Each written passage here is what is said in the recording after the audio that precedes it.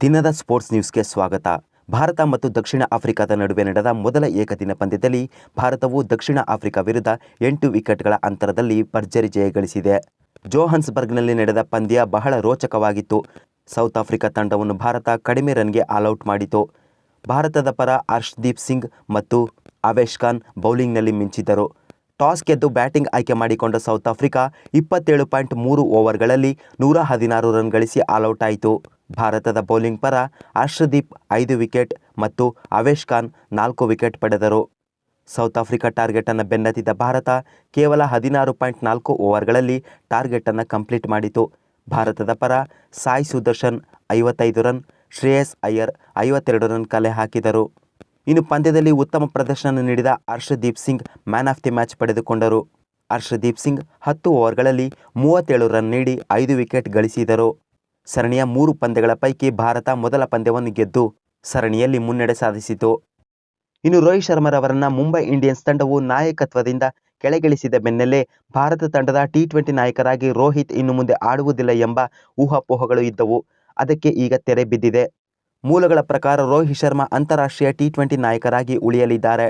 T20 ವಿಶ್ವಕಪ್ಗೆ Rohit ಶರ್ಮಾರವರನ್ನು ನಾಯಕರಾಗಿ ಮೊದಲು ಆಯ್ಕೆ ಮಾಡುತ್ತೇವೆ ಎಂದು BCCI ವರದಿ ಮಾಡಿದೆ. ರೋಹಿತ್ ಶರ್ಮಾ ಕೊನೆಯದಾಗಿ ನವೆಂಬರ್ 2023ರಲ್ಲಿ ನಡೆದ T20 ವಿಶ್ವಕಪ್ನಲ್ಲಿ ಇಂಗ್ಲೆಂಡ್ ವಿರುದ್ಧ ಪಂದ್ಯದಲ್ಲಿ ನಾಯಕರಾಗಿದ್ದರು.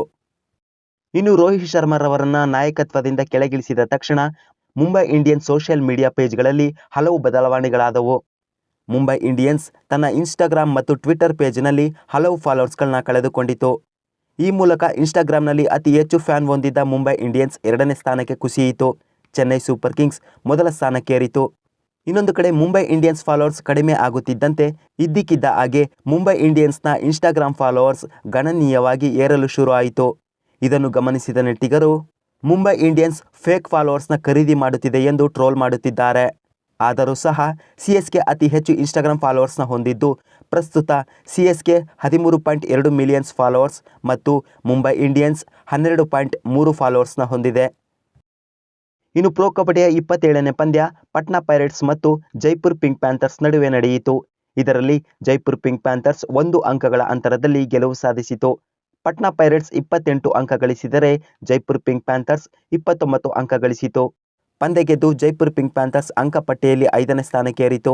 ಈ ಪಂದ್ಯದಲ್ಲಿ ಪಟ್ನಾ ಪೈರೇಟ್ಸ್ ತಂಡದ ಪರ ಸಚಿನ್ ಮತ್ತು ಸಂದೀಪ್ ಕುಮಾರ್ 7 ರೇಡ್ ಪಾಯಿಂಟ್ ಗಳಿಸಿದರು. ಜೈಪುರ್ ಪಿಂಕ್ ಪ್ಯಾಂಥರ್ಸ್ ತಂಡದ ಪರ ಅಜಿತ್ 16 ರೇಡ್ ಪಾಯಿಂಟ್ ಗಳಿಸಿದರು. ಇನ್ನು ಪ್ರೊ ಕಬಡ್ಡಿಯ 28ನೇ ಪಂದ್ಯ ಯು ಮುಂಬಾ ಮತ್ತು ತಮಿಳ್ ತಲೈವರ್ಸ್ ನಡುವೆ ನಡೆಯಿತು. ಈ ಪಂದ್ಯದಲ್ಲಿ ಯು ಮುಂಬಾ ತಮಿಳ್ ತಲೈವರ್ಸ್ ವಿರುದ್ಧ 13 ಅಂಕಗಳ ಅಂತರದಲ್ಲಿ ಗೆಲುವು ಸಾಧಿಸಿತು. ತಮಿಳ್ ತಲೈವರ್ಸ್ 33 ಅಂಕ ಗಳಿಸಿದರೆ ಯು ಮುಂಬಾ 46 ಅಂಕ ಗಳಿಸಿತು. 13 ಅಂಕಗಳ ಅಂತರದಲ್ಲಿ ಪಂದ್ಯ ಗೆದ್ದು ಯು ಮುಂಬಾ ಅಂಕಪಟ್ಟಿಯಲ್ಲಿ 4ನೇ ಸ್ಥಾನಕ್ಕೇರಿತು. ಯು ಮುಂಬಾ ಪರ Guman Singh 11 raid point, Amir Mohammad 10 raid point ಗಳಿಸಿದರು. ತಮಿಳ್ ತಲೈವರ್ಸ್ ತಂಡದ ಪರ ನರೇಂದರ್ 10 ರೇಡ್ ಪಾಯಿಂಟ್, ಸಾಗರ್ ಮತ್ತು ಗುಲಿಯಾ 5 ಟ್ಯಾಕಲ್ ಪಾಯಿಂಟ್ ಗಳಿಸಿದರು. ಇನ್ನು ದಿನದ ಅಂತ್ಯಕ್ಕೆ ಪ್ರೊ ಕಬಡ್ಡಿಯ ಅಂಕಪಟ್ಟಿ ಹೀಗಿದೆ. ಅಗ್ರಸ್ಥಾನದಲ್ಲಿ ಬೆಂಗಾಲ್ ವಾರಿಯರ್ಸ್ ಆಡಿರುವ 5 ಪಂದ್ಯಗಳಲ್ಲಿ 3 ಪಂದ್ಯ ಗೆದ್ದು 1 ಪಂದ್ಯ ಟೈ ಮಾಡಿಕೊಂಡು 1 ಪಂದ್ಯವನ್ನು ಸೋತು 18 ಅಂಕ ಗಳಿಸುವುದರ ಜೊತೆಗೆ ಪ್ರೊ ಕಬಡ್ಡಿಯ ಅಂಕಪಟ್ಟಿಯಲ್ಲಿ ಮೊದಲ ಸ್ಥಾನದಲ್ಲಿದೆ. ಇನ್ನು ಬೆಂಗಳೂರು ಬುಲ್ಸ್ 7ನೇ ಸ್ಥಾನದಲ್ಲಿದ್ದು ಕೊನೆಯ ಸ್ಥಾನದಲ್ಲಿ ತೆಲುಗು ಟೈಟಾನ್ಸ್ ತಂಡವಿದೆ. ಇನ್ನು ಇವತ್ತಿನ ಪಂದ್ಯಗಳು 29ನೇ ಪಂದ್ಯ ಬೆಂಗಾಲ್ ವಾರಿಯರ್ಸ್ ಮತ್ತು UP ಯೋಧಾಸ್ ನಡುವೆ ನಡೆಯಲಿದೆ. 30ನೇ ಪಂದ್ಯ ಪುಣೇರಿ ಪಲ್ಟನ್ ಮತ್ತು ದಬಾಂಗ್ ಡೆಲ್ಲಿ ನಡುವೆ ನಡೆಯಲಿದೆ. ಇದು ಇವತ್ತಿನ ಸ್ಪೋರ್ಟ್ಸ್ ನ್ಯೂಸ್. ಮತ್ತಷ್ಟು ವಿಷಯಗಳೊಂದಿಗೆ ಮುಂದಿನ ವಿಡಿಯೋದಲ್ಲಿ ಸಿಗೋಣ. ಶುಭವಾಗಲಿ.